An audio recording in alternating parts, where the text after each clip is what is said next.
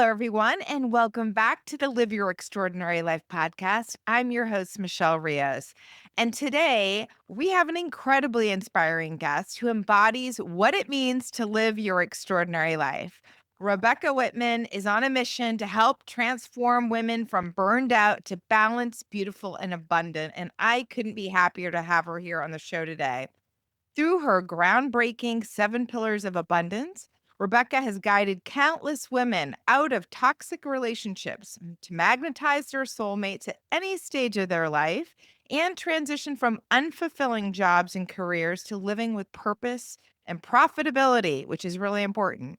So she's the creator of the Six-Figure Side Hustle Program, a best-selling author of 3 books on business and mindset, and the award-winning host of Balanced, Beautiful, and Abundant podcast.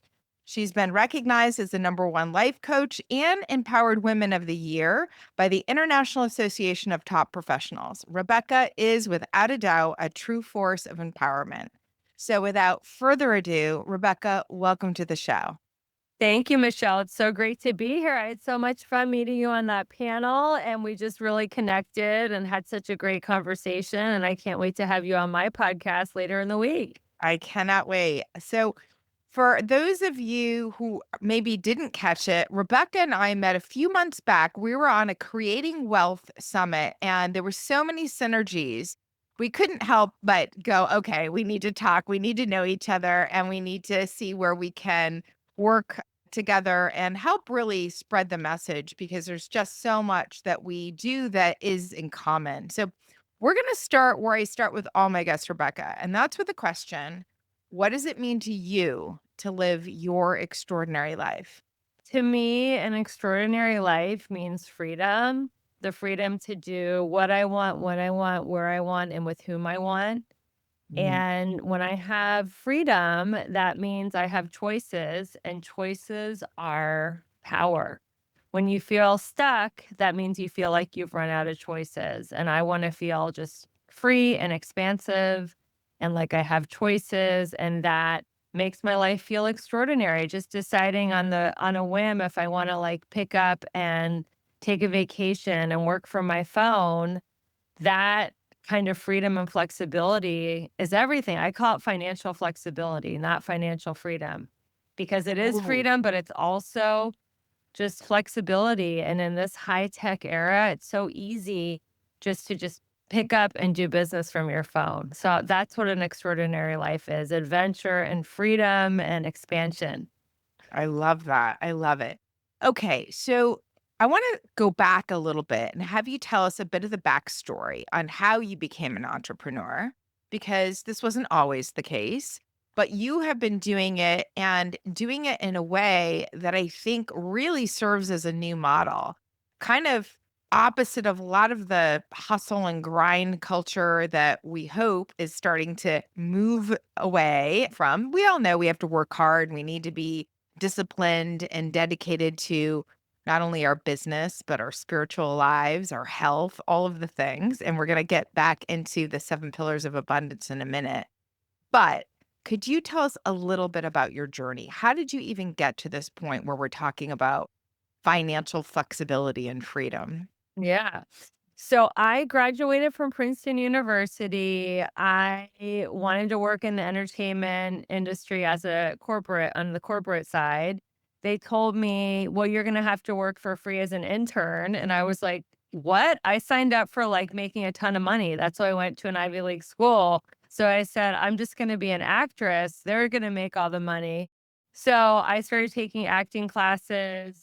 I answered an ad in New York City about becoming a millionaire in 5 years doing network marketing. I bought it hook, line, and sinker. So I was on for the next 5.5 years. I lived in about 20 cities, opening offices all over the Midwest and the Eastern United States for this network marketing company. We used to work in offices. And I learned a lot about direct sales, management, leadership, all the things. And I ended up in a very toxic relationship with somebody who was selling cars. So we sold cars together in Jacksonville, Florida. And then there was a humongous fight, and I was able to find an internet startup company, and the internet startup company paid me very well. It went out of business, but I had a huge amount in my checking account for my age. I think I had like 40 grand in checking. And I was like, Wow. if I don't move to LA and pursue acting, I never will. So I moved to LA to pursue acting. I had small parts on big shows like Friends, CSI, and 24. I never did catch that big break, and while I was auditioning, I started working at children's acting schools, which I really loved because I don't have kids, and I had a very flexible schedule while the kids were at school. That's when I started studying the law of attraction with brilliant thought leaders like Michael Beckwith, Esther Hicks, Wayne Dyer, Louise Hay, Marianne Williamson. I started applying it to my financial life. Before I knew it, I was making six figures, working part-time. Then I tried to apply it to my love life, but not so successfully. I was in the habit of going for emotionally unavailable narcissistic men and trying to change them. What a fun hobby. So I decided to Like marry so one. many women, like so Right. many women. Yes, and it was exhausting, and I decided to marry one. It got worse, more fighting, more toxicity. So I filed for divorce, and it just so happened that as my marriage was slowly and painfully unraveling, my dad was slowly and painfully dying back in Ohio, where I'm from. And in my last conversation with my dad, he said, I think you should write a book. And I had no idea what to write about. A few months later, my dad had passed away and my marriage had been dissolved. And I was sitting across the desk from my financial planner. And he said, Rebecca, even though you had your hardest year ever financially, you are financially a self made millionaire this year. And I think you should write a book and empower people to do what you did. So I wrote a book called How to Make a Six Figure Income Working Part Time. And in the book, I divide life into seven key areas, which I call my seven pillars of abundance. And when you have these seven areas of your life aligned, you can be, do, or have anything you want. That is the story of how I got to be doing what I'm doing. Well, that's a perfect segue. We got to get into the 7 pillars. All right, Rebecca, Yes. let's talk about what are the 7 pillars of abundance and talk to us a little bit about why you think it's essential that all of these areas. I think of this kind of like the life wheel. Do you remember the life wheel? Yeah, yeah. Y- That's Tony Robbins, right? Yeah, and this is really the essentials of like what you're filling out and how you're focusing on these different aspects of your life. Let's talk about first what they are and why these in particular. So I went to a sales training when I was in my 20s doing the network marketing company that I was in. And they talked about goal setting in six key areas. And I added an area, romantic, because like I said before, I was romantically challenged. Then in studying the law of attraction, I learned the power of affirmations. So I came up with a signature method of how to create affirmations in all seven pillars of abundance. And that is how they came to be. So the first one is spirituality. It's all about connecting with the divine in the morning, having a morning practice, which includes prayer, meditation. I'm all about journaling. I have an incredible journal practice that I have not missed a day for 35 years. I met this woman when I was a teenager in a 12-step group, and she gave me this amazing journal framework that I've been doing that has completely changed my thinking from negative to positive and help me just learn from my wins, learn from my failures, learn from other people on their journey. So I'm actually, with your permission, would love to give that journal to your guests, to your listeners, as a just Absolutely. Yeah, let's make sure we talk about it, but also I'll link to it in the show notes. absolutely. So spirituality comes first. The second is emotions. All emotions come from scarcity or abundance. We think there's not enough of whatever we want, not enough time, not enough energy, not enough money, not enough love, not enough clients, not enough likes or comments on our social, or abundance. I have plenty of time, I have plenty of money, I have plenty of energy, I have plenty of clients, plenty of love, plenty of visibility. So it's all about switching from scarcity to abundance. And the fastest way to do that is through a gratitude practice. The next pillar of abundance is fitness. And fitness is so important because health is wealth. I mean, I know when we had our conversation, Michelle, we talked a lot about your burning out and your health was at risk, even though you were like crushing your goals financially, your health was at risk. So if you don't have your health, you don't have anything because health is wealth. If you have your health, you have every financial opportunity in the world, every romantic opportunity available to you. But if you're in a bed and you're sick, obviously all your choices, all your freedom, all your expansion that I talked about, living an extraordinary life, that all goes away. Health is everything. So I believe in body before business and schedule your meetings and your day around your workouts. The next pillar is romance. And I believe you attract who you are, not who you want. So that's why it's so important to do the other things first, to be spiritually high vibe, to switch your emotional life from scarcity to abundance, to feel strong, sexy, and confident in your body so that you attract someone that is a match for the healthier version of you. I've helped a lot of women exit toxic relationships. And I tell people if it doesn't lift you up and support you and serve you, then walk away. There's no such thing as a neutral relationship or a neutral energy. Someone's either supporting you and building you up or they're detracting from you. The next pillar of abundance after romance is mindset. And that's what you guys are doing right now, listening to Michelle's amazing, extraordinary life podcast. You're working on your mindset. So, mindset means learning something, whether it's a podcast, an audible, learning a recipe, taking a class, learning a sport, even crossword puzzles, anything that grows your mind. After mindset is social. And I feel that after COVID hit, so many people lost that aspect and that desire. People got so isolated. And that's why there's been an epidemic of depression, drug addiction, suicide. People are just at home hiding behind their technology. I encourage my clients to join networking groups, go back to live events. Facebook groups are great too, but if you can find a way to go to in person events, there's so much magic that happens in community.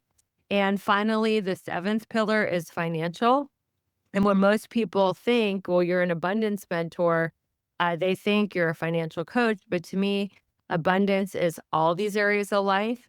When you have your spiritual life, you're physically fit, you're in love with your soulmate, you have friends, you are going to attract more money with ease and grace. Money is important. Like you said, I don't tell people just to sit home and like pray and meditate. It's all about being very deliberate with your time management and your schedule. I believe that people should have at least 3 streams of income and not quit their job to start their side hustle. So those are some of my financial philosophies. I love that. Yeah, you and I were on this panel and we talked a lot about the energy behind money and frequency. And that's such an important piece for me because, as you mentioned, I was making a very generous salary and was traveling the world, had the large teams, had the status, but I was also incredibly drained. And it was taking a huge toll on my family life. I've been married for 20 years, but we always talk about the fact that I was sleepwalking through a large part of that because I was burned out. And you just can't show up as your best self when you're in that mode. So, for me, this idea of getting to this totality of wealth, a true wealth, a holistic view on wealth is so important. It's really sort of the centerpiece of the book I'm writing and really going to the grit of it is we got to get let go of some of these old school thinking and beliefs around what it means to have made it or be successful and out of this place of like validating our existence by hustling and working harder and waiting for the next thing that we can check off our list to say we've done it. Look what I've done. I'm somehow validated in this and get to a place where we are really grounded in the things that matter. So, thank you so much for sharing that. I think it's so important. You mentioned affirmations, and I know there are a lot of people. I start like you. I start every day with my own journaling, and I'm a big believer that if anything is going to happen, I need to actually not only say it out loud, but write it down. Because if I don't write it down, and if I don't kind of bring it to be in that space, it's in the abstract. It's much harder to bring about. It's much harder to manifest. And I don't have the mechanics. Usually, a lot of my I always say my brain stream of thinking around journaling is just a lot of it is brainstorming sometimes of like new ideas and new pathways. And you don't even know you're doing it. And you're like, oh, wait, that's the thing that I need to go do next. But I get a lot of folks at times questioning, do affirmations really work? I say them, I say them. I talk a lot about embodiment around it. I'd love to hear your thoughts on affirmations and maybe how you've evolved your affirmation practice, how it's changed over time. Can you share a little bit more about what you do and how you approach it? Yeah, and I understand affirmations don't work if you truly don't believe that it's gonna happen. So, let's say that you have a limiting belief around your love life, right? And you really think that you're gonna be alone, and so if you have an affirmation, which is one from my book, How to Make a Six-Figure Income Working Part-Time, I am magically and passionately in love with my soulmate. So if you don't believe that's gonna happen, you can say, "I am magically and passionately in love with my soulmate" a million times a day, but if you don't believe it's gonna happen, it's not gonna happen. It can't erase, like, your subconscious programming.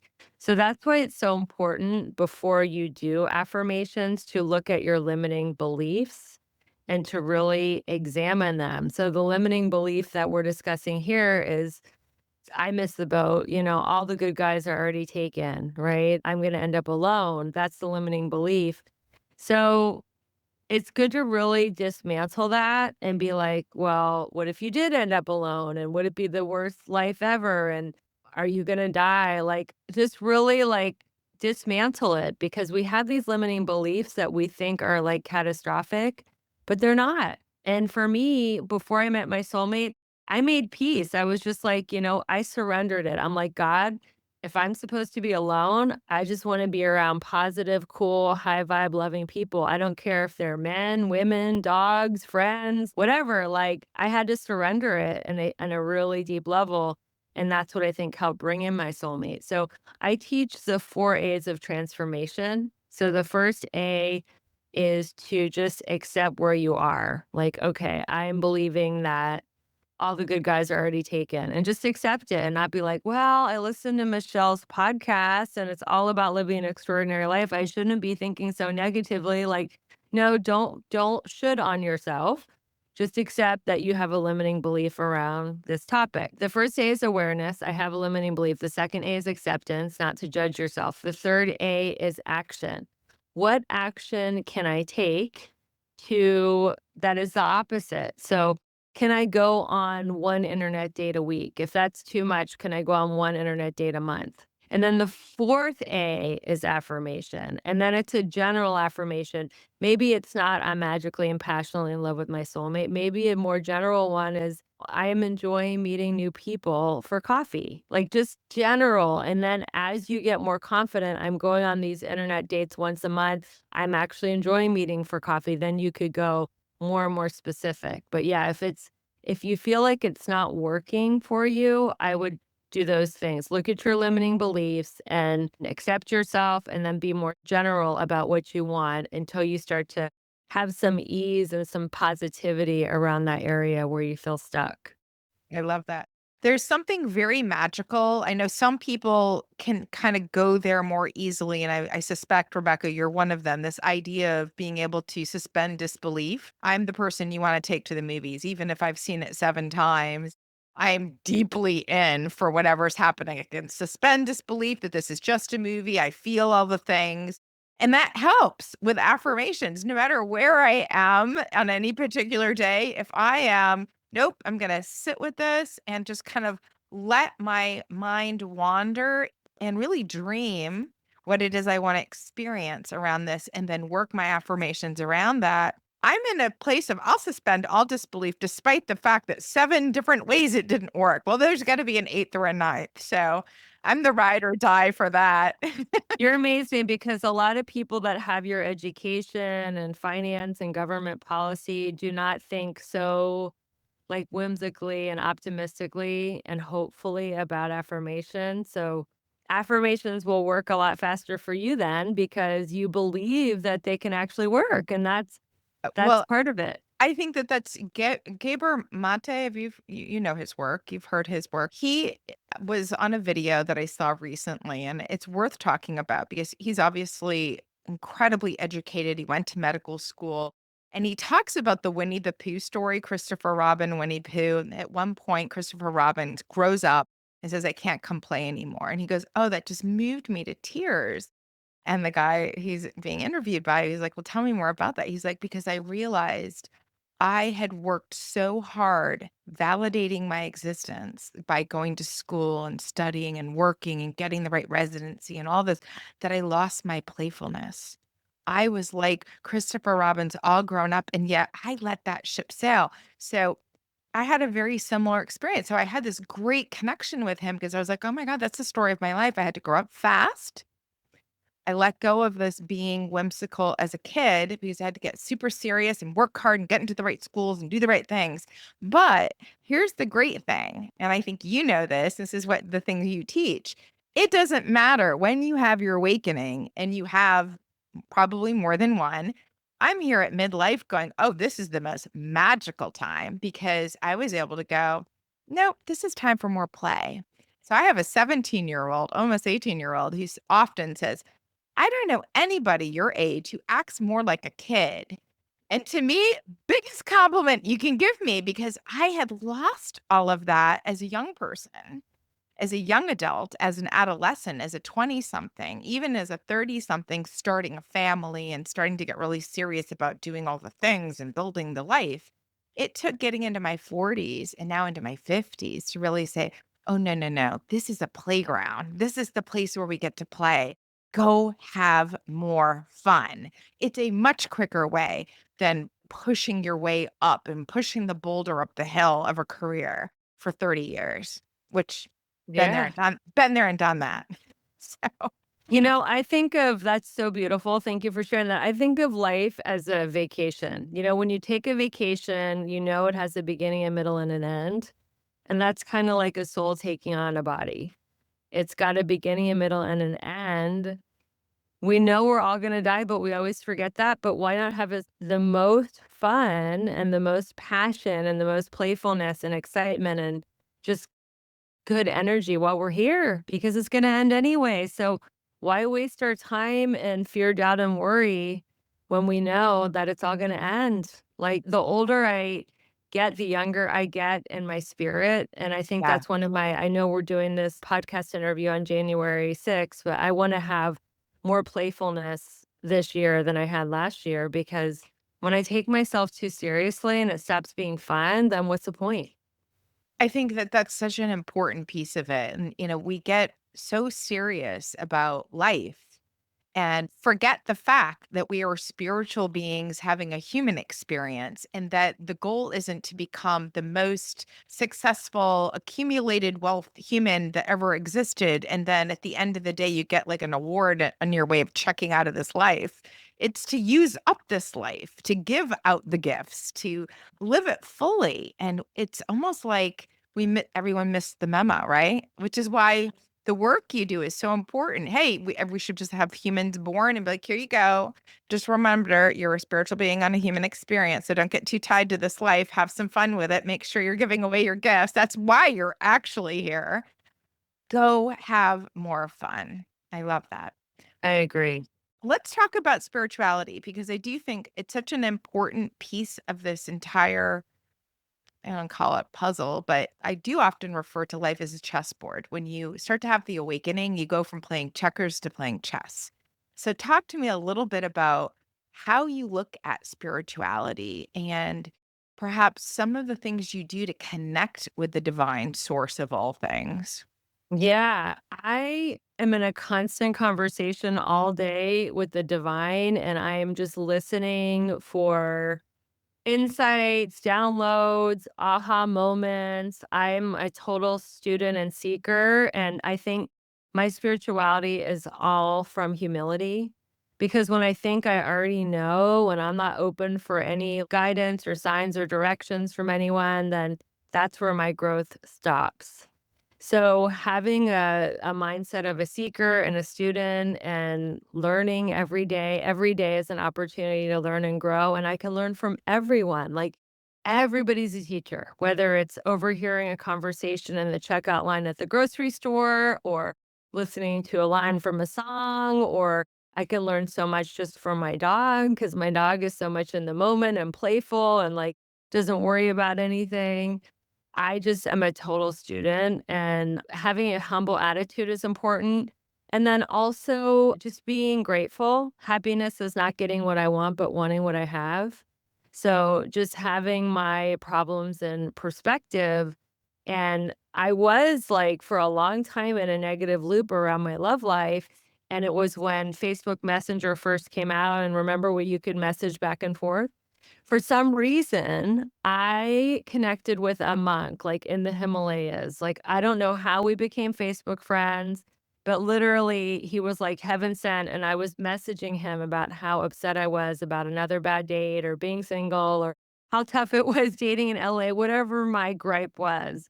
And he's like, "Why don't you compare yourself instead of to the people that are having what you want, why don't you compare yourself to the billions of people who don't even have what you have? Like, there's so many people who have so much less than you. So I think another part of my spirituality is not to compare myself because I call it compare and despairism. There's always somebody that has more, and if I compare myself to them, then I will feel bad about myself. So, if I'm gonna compare myself to myself, like, where was I 6 months ago or a year ago or 10 years ago in my journey, or who was I before I started my spiritual transformation and being more empathetic. So, I think, that is another thing, and then another part of my spirituality is being in the present moment. So happiness is being here now. And when I'm thinking about the past, I'm usually in regret or self recrimination. Woulda, coulda, shoulda, why didn't I do that? Why didn't I do this? Beating myself up. I'm a recovering perfectionist. So when I'm in the past, I'm usually just thinking how I could have done it better. When I'm in the future, it's like, oh my God, what's going to happen? How's it all going to turn out? How am I going to pay for this? How am I going to pay for that? What's going to happen over there? What's going to happen over there? Like, it's just like anxiety. And then when I just like take a deep mindful breath and I feel my five senses. So, what am I tasting, touching, feeling, smelling, seeing, hearing brings me to the moment. And then if I can't ground myself in the moment, even by touching your fingers on each other, that's grounding because you're feeling, you're in your senses, looking around, looking at something not made by human hands. I mean, we're looking at your beautiful snowfall out your window. So I'm looking at a squirrel play on a tree.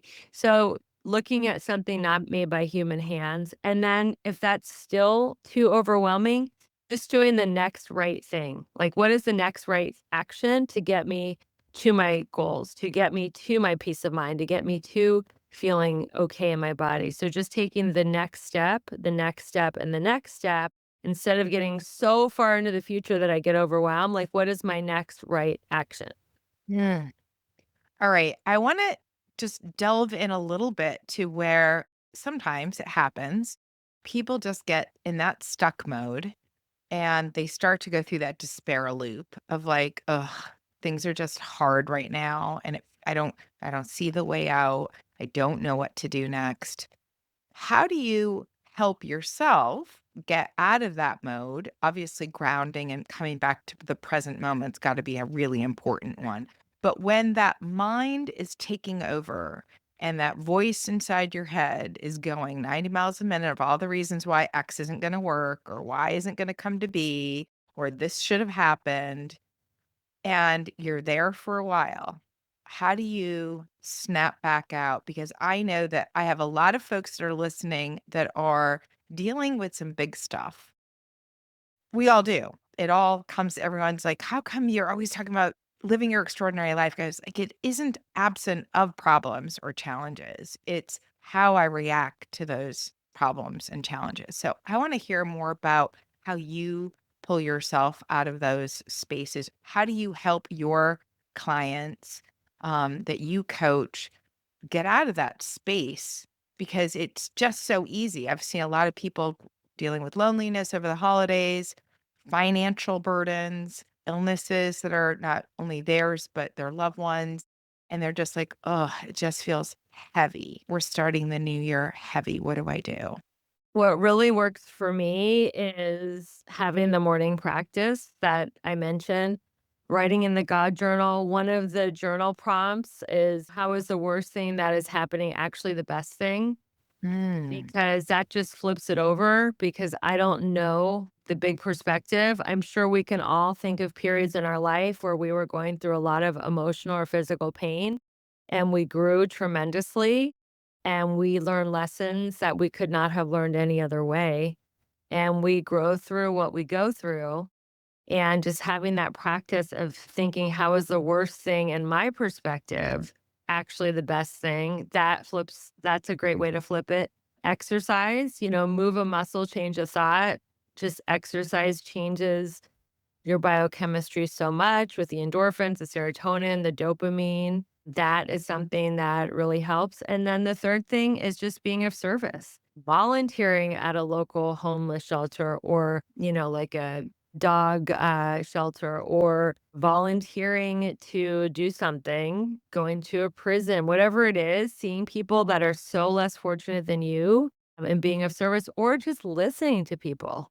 I, have a lot of clients and I have a lot of people that I mentor, and I just don't even talk about myself. They're like, oh, wait, I haven't even heard anything about you because I'm listening to them and their problems, and that gets my mind off my own problems. So, asking questions of people, really listening, and being present with other people is huge because so many people, when we listen, we're in our own head or we're checking our phone or we're not even really active listening, but really listening to someone gets the focus off yourself. And then it's just deepening your faith, like knowing that. And again, these are affirmations that I love. All things are working together for my highest good. I'm exactly where I'm supposed to be. Things are working out better than I can imagine. These are some affirmations that really get me through some dark times and affirming that things are working out for my highest good. Whether I can see it or not, all things are working together for my highest good and just deepening that faith muscle. And, fear and faith are both the same exact thing. Fear is just thinking that the outcome is going to be negative, and faith is just thinking that the outcome of the same exact thing is going to be positive. So if we can choose fear or faith, why not choose faith? Both things are not in reality, they're in the future. right. That's absolutely Mm. right. I love that. Thank you so much. That's Mhm. beautiful. It's really beautiful. All right. Let's talk money. Let's talk creating wealth. Yeah. Let's talk about the fact that, look, it's a resource we all need. And this idea of abundance is something that a lot of people, I think, struggle with. And for us to be able to be in this space and realize, oh, this is a bit of a game, and recognizing the more you understand how to play the game, the more you can get your mindset in the right place, the more you open yourself up to these different opportunities. Because I think, like you, I don't think you can sit on the sofa and just be thinking great thoughts and the money's going to come pouring in. We'd all be doing that. But rather, it's about having your mindset in the right place that when opportunities present themselves or you pull them in, you're able to act on it because you see it as an opportunity, not as, oh, well, that's wishful thinking or that can never work or what have you. So let's talk a little bit about how you coach people into this abundant space. I want to hear more about the six-figure side hustle and how it's transformed not only your life, but the lives of the people that you coach. Sure. So money is a game. And when you think of what is money, it's like paper and metal, and we assign value to it. And we've all agreed that this much paper and metal has this much value, but it is a game and it is energy. And you don't want to have a negative relationship with money. You want to think of it as your best friend or your lover or someone that you just connect with and can play with and have fun with because that's just going to draw it in more. I mean, if you thought the opposite sex was your enemy and that they're always going to be just rude and terrible to you, then you wouldn't draw in a new lover. So if you want to draw in more money, you want to just be like open to it and excited about it. And the reason why I teach people not to quit their job is because this whole thing that we've been talking about during this whole interview, there's a male and a female paradigm. So the male paradigm of wealth creation is hustle and grind, just like push yourself to exhaustion, work 80 to 100 hours a week and work, work, work, work, work until you can, barely walk. And then however much money you have at the end of that push is what your money is. I teach women to be magnetic and to draw people in. And instead of having an attitude of desperation, have an attitude of contribution. How can you help people? And when you're feeling drained and burned out and exhausted, you're like barely able to survive. You're not thinking about contribution. You're just like, how can I get to the end of the day without like passing out on my desk? So it's important as women that we fill ourselves up first, to fill our energy up, our joy up, our passion up so that we have something to contribute. So I teach women to find their passion. What is their, and I have actually a free guide on my website, RebeccaElizabethWhitman.com, find your meaningful and magnetic purpose. Like, what is your life purpose? What do you love talking about? What could you talk about for a half an hour right now with no notes? What are you always talking to your girlfriends about? What are people coming to you and asking you for advice about? These are some clues as to what you could have as a side hustle. But I teach women, don't quit your job. A lot of male business coaches say, quit your job, max out your credit cards, sign up for my high ticket coaching program. I'm going to teach you how to be a millionaire in like 5 minutes. And then the women are like, I don't have a job. I don't have insurance. I'm not able to put food on the table for my kids. I have all this pressure to become a millionaire in like 5 minutes by taking all these video modules and doing all these Zooms. And it's like, women are like freaking out. And then they say, oh, being an entrepreneur doesn't work, or network marketing doesn't work, or being a franchise owner doesn't work, or whatever it is that they tried because they did it in fight or flight mode. Anything you do in fight or flight mode as a woman is not going to feel good. It's going to create cortisol, which is the stress hormone. So I teach women, keep your job, have it pay your bills, have it, give you health insurance to provide for your family. Let's find a passion. It's one of my coaching programs. And I teach them how to take their passion and turn it into a profitable business that's fun. And when you're having fun, it gets it done. You are going to attract business and consumers and collaborations and all the things. And eventually, you can either keep your job and have an income stream, or you can quit your job and just do your side hustle and make that your main profession. But like I said at the beginning of this interview, I think people should have 3 to 5 streams of income. I love that. And fun is flow. So, having fun in business, it doesn't mean every day is a walk in the park. There are systems to be set up and there are mundane tasks that need to still get done. But when you can look at this as I think it's intended to be, which is it's a game, and look at it that way, how can you play the game better? How can you expand your knowledge of the game? It really does become a state of flow. And I think that's where women trying to do it the way men do it, they get it wrong, right? And I say that from a place of deep experience, having now been in a place where I honestly did not understand how it was going to work in this entrepreneurial space. I did take the leap out of my corporate job. So it was a little bit of a sink or swim moment for me. And then I had to step back and go, oh, wait a minute. This is a game. Let's play the game. Let's have fun playing the game. Then the money just started showing up. It was incredible. But I had to change my mindset. I was going at it with the same old beliefs that I had in corporate and was not working. It was actually killing me. So that sort of defeated the whole purpose. So I love that. Let's talk a little bit about what you have going on in 2025, Rebecca. I have a couple really fun events coming up this month in January. If you're hearing this podcast now, I have a 7-week program called Elegant Warrior Training, where we take 7 weeks and each week we do a deep dive into a pillar of abundance. and I give you activations, tips, tools, and strategies to take that area of abundance to a level 10. And it's something that sets your whole year up for success and giving you a lot of momentum coming out of January into February. So that's one thing I'm offering this year. Another thing I'm offering is I'm doing luxury wellness masterminds at beautiful locations. Ooh, I love I that. know, you should come with me. I'm going to Playa del Carmen, Mexico, to a beautiful resort called Palmilla.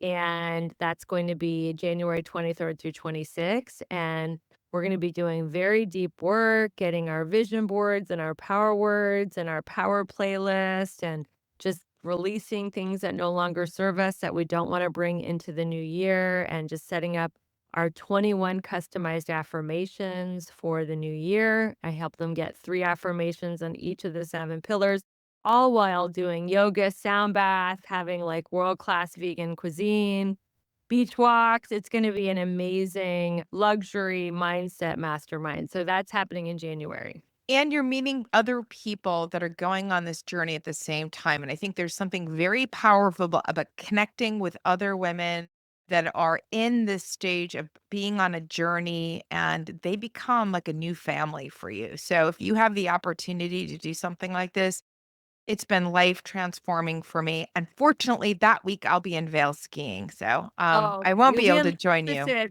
opposite type of Opposite. vacation. But man, sign me up for the next one for sure. Yay. Well, the next one's going to be in October. So make sure if you're listening that you subscribe to my mailing list and follow me on social, because I'll have another one in October. And I love having a mindset mastermind in October because that's kind of the last quarter of the year where a lot of people start to really take the foot off the gas. And I teach you how to have momentum going into the fourth quarter so you can start your year off on a high note. I love that. All right, Rebecca, where can people find you? Tell us a little bit about your IG address as well as your website. My IG is at Rebecca E. Whitman. And you can also find me at Rebecca E. Whitman on Twitter, now known as X, and Clubhouse, and LinkedIn is Rebecca Whitman. Facebook is Rebecca Whitman. My website is Rebecca Elizabeth Whitman with a Z.com. And then I also have all my offerings, my podcasts, all the things that I'm doing on a link in bio called pillar.io, which I'll definitely give you, Michelle, to put in the show notes. So you can find everything Wonderful. on pillar.io. Wonderful. And Rebecca mentioned you have an offer for the audience. You want to remind them what it is and make sure they go into the show notes to look for it. Yay. So I have this incredible abundance journal. I have just been transformed by it and gotten through the highs and the lows of life because of this practice. I believe so strongly in these journal prompts that I will tell you this much. If you do this every day for 10 days, I expect you to have a shift or a miracle in your life. And I am standing behind this journal as the most powerful tool for transformation. And I'm so excited to share with you. So, Michelle will have it in the show notes, and it's also going to be on my pillar link. But it is called the Abundance Journal, and it is my gift to you. And don't sleep on it, it will change your life. I love it. It feels like I think what we'll end up doing is not only linking to that, but Rebecca and I will do some social media together and we'll talk about it there. Maybe what we can do is we get a group of people actually going on it. We can get Rebecca to come back and can hear some of the shifts that people are having. I would love that. I would love to hear the shifts. And you can also DM me any questions that you have about this interview, or share any experiences you have after writing in the journal. Like, feel free to DM me. I answer all my DMs on Instagram. I love it. Well, Rebecca, thank you so much for sharing yourself, your journey, your expertise, your insights, and your time with us today. It's been an absolute pleasure. It has been such a joy. Thank you for having me on your show. And I can't wait to have you on my show in a couple of days, the Balanced, Beautiful, and Abundant show. So, part 2 coming right up. All right, everyone. Until next time, go and live your extraordinary life. Thank you for listening to today's episode. If you enjoyed this podcast episode, please take a moment to rate and review. If you have recommendations for future topics, please reach out to me at michelleriossofficial.com. Lastly, please consider supporting this podcast by sharing it. Together, we can reach, inspire, and positively impact more people. Thank you.